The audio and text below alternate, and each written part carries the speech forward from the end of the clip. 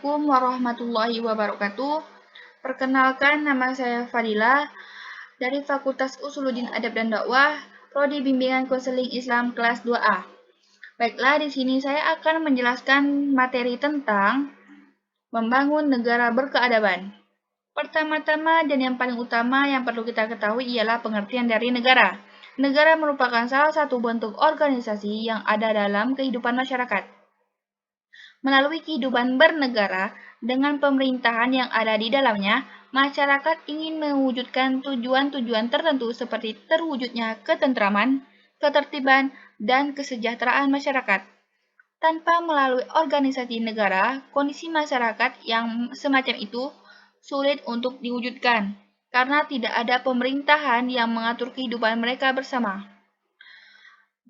Pastinya di dalam negara memiliki tujuan. Adapun tujuan dari negara ialah memperluas kekuasaan. Berarti bahwa suatu negara ingin memperluas wilayah negaranya. Selanjutnya, menyelenggarakan ketertiban hukum. Merupakan fakta objektif yang berlaku bagi segala masyarakat manusia dalam segala bentuk. Selanjutnya, mencapai kesejahteraan umum. Suatu keadaan kesejahteraan yang dirasakan dan dinikmati oleh orang secara umum. Adapun unsur-unsur dari negara ialah rakyat. Rakyat merupakan sekumpulan manusia yang dipersatukan oleh rasa persamaan dan bersama-sama mendiami suatu wilayah tertentu. Kemudian wilayah. Wilayah adalah unsur negara yang harus dipenuhi karena tidak mungkin ada negara tanpa ada batas-batas teritorial yang jelas. Wilayah ini mencakup daratan, perairan, dan udara. Kemudian pemerintah. Pemerintah adalah alat kelengkapan negara yang bertugas memimpin organisasi negara untuk mencapai tujuan bersama didirikannya sebuah negara. Yang terakhir, pengakuan dari negara lain. Terdapat dua macam, yaitu dari de facto dan de jure. Adapun pengakuan dari de facto ialah pengakuan fakta adanya negara.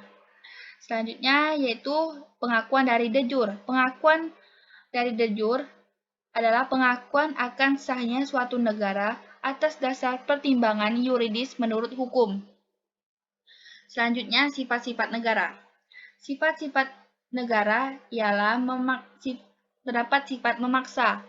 Sifat memaksa artinya bahwa negara memiliki hak untuk kewenangan melaksanakan berbagai peraturan yang dibuatnya untuk ditaati oleh seluruh warganya. Kemudian sifat monopoli. Sifat monopoli yang menunjukkan adanya hak atau kewenangan negara untuk mengelola atau menentukan suatu tindakan tanpa adanya hak atau kewenangan yang sama di pihak lain. Selanjutnya, sifat mencakup semua.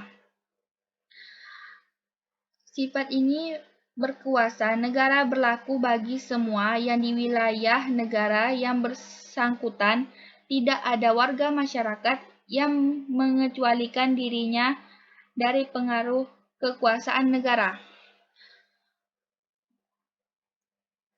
Berikut adalah teori tentang terbentuknya negara. Yang pertama ialah teori kontrak sosial. Teori kontrak sosial ini meletakkan negara untuk tidak berpotensi menjadi negara tiranik karena keberlangsungannya bersandar pada kontrak-kontrak sosial antara warga negara dengan lembaga negara. Yang kedua ialah teori ketuhanan. Teori ketuhanan ini dikenal juga dengan istilah doktrin teoretis yang berpandang bahwa hak memerintah yang dimiliki para raja berasal dari Tuhan mereka mendapat dari Tuhan menjadi penguasa di bumi tanpa harus mempertanggungjawabkan kekuasaannya kepada masyarakat. Yang ketiga ialah teori kekuatan. Teori ini berarti negara dapat terbentuk karena adanya domisi negara kuat melalui penjajah.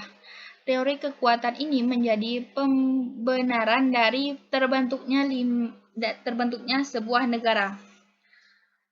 Selanjutnya ialah tujuan dari negara.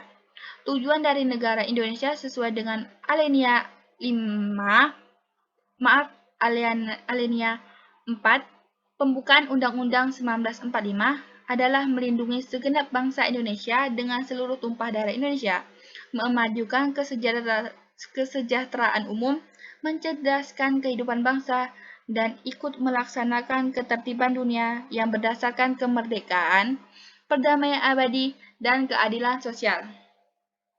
Tujuan negara tersebut hendak diwujudkan di atas landasan ketuhanan yang Maha Esa, kemanusiaan yang adil dan beradab, persatuan Indonesia, kerakyatan yang dipimpin oleh hikmat kebijaksanaan dalam permusyawaratan perwakilan, serta keadilan sosial bagi seluruh rakyat Indonesia.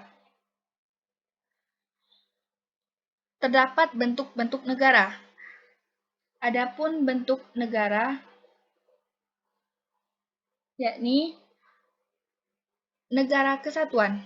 Negara kesatuan merupakan suatu negara yang merdeka dan berdaulat dengan satu pemerintah pusat yang berkuasa dan mengatur seluruh dunia. Dalam pelaksanaannya, negara kesatuan ini terbagi menjadi dua sistem pemerintahan, di antaranya sistem sentrial. Apa itu sistem sentrial? Sistem sentrial ini ialah sistem yang pemerintahannya langsung dipimpin oleh pemerintahan pusat, sementara pemerintah daerahnya di bawahnya melaksanakan kebijakan pemerintah pusat. Selanjutnya, sistem desentralisasi.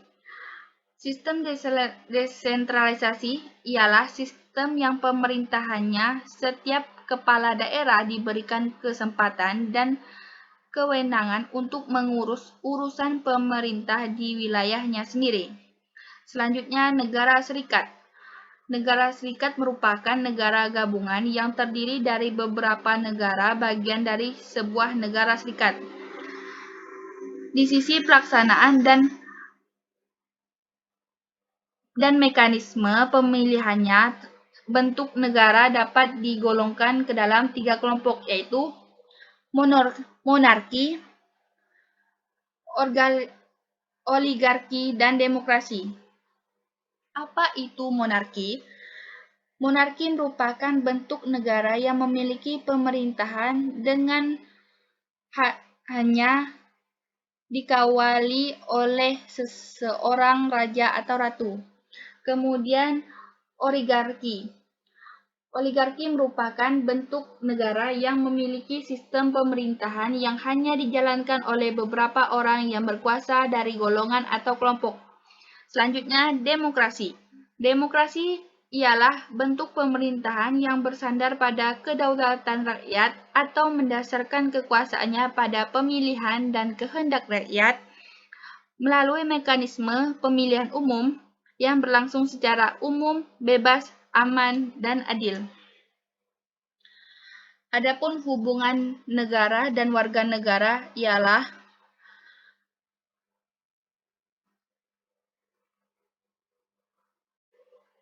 selanjutnya hubungan negara dan warga negara.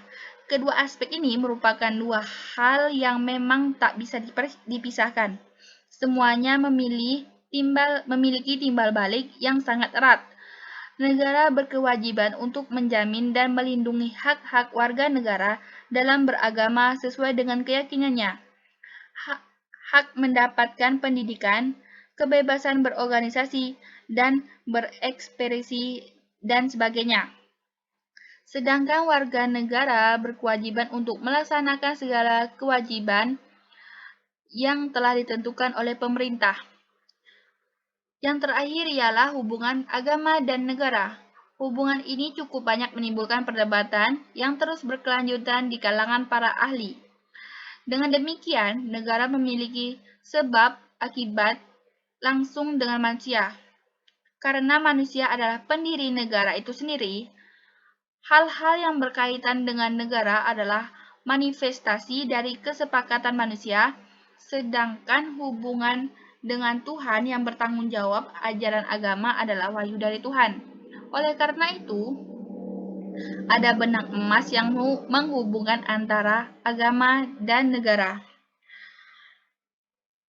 Baiklah, sekian penyampaian materi dari saya. Kurang dan lebihnya saya mohon maaf.